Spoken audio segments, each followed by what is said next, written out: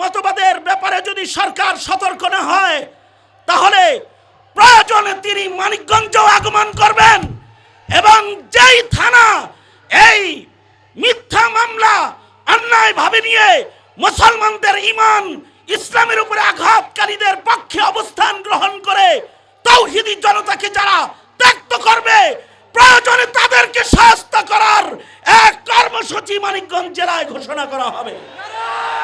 Doctor Yunus সাহেব, আপনাকে বলছি, ইমরানের সরকারকে বসিয়েছিল আওয়ামী লীগ, আপনি কি বাউল সরকারকে বসাতে চান নাকি?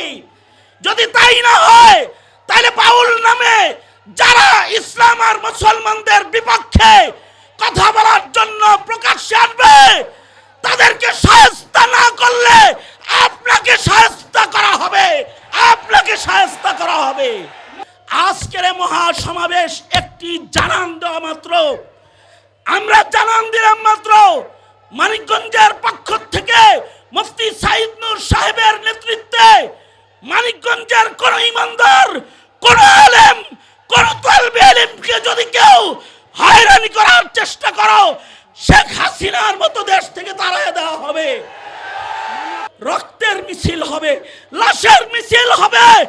আল্লাহ আল্লাহর রাসূলের উপরে আঘাতকে মেনে নেওয়া হবে না, হবে না, হবে না।